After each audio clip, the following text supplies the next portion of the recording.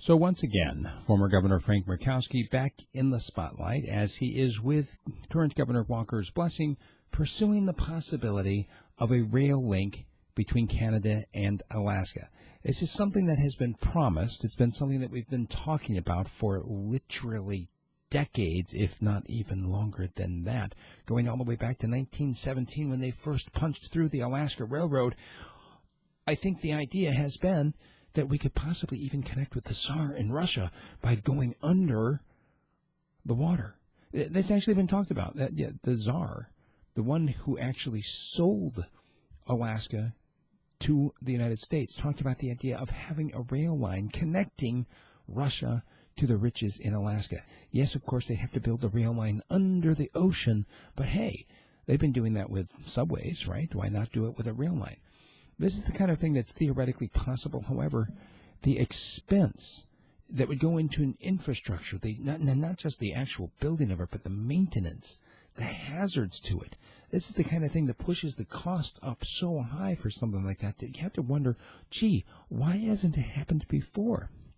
Oh, yeah, that's right. It doesn't make sense.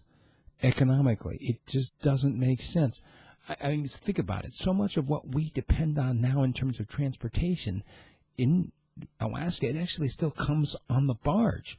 It still gets shipped in by boat. Having it come by rail would be an advancement, but that is still technology of over 100 years ago. Where are the forward thinkers?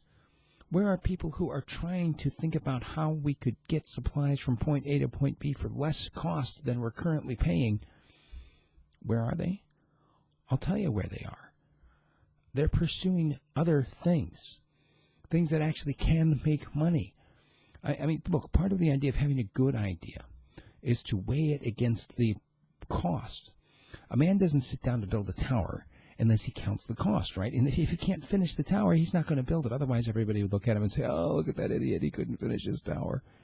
If a man's going to war, you know, a country going to war, you have to sit down and consider, if I've got 10,000 men and I'm coming up with a force that has 20,000 men, maybe I should sue for peace instead.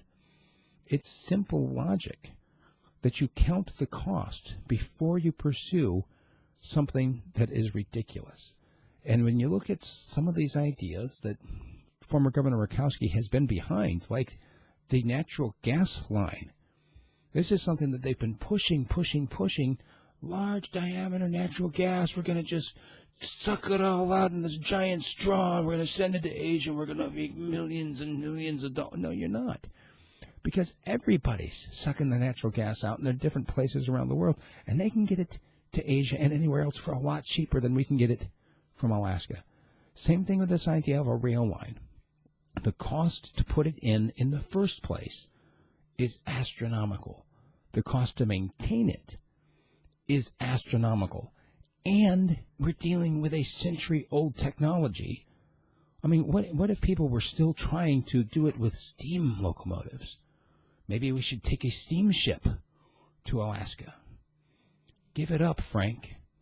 Give it up, Governor Walker. Let's look forward instead of trying to hold on to the past and try to make your cronies rich.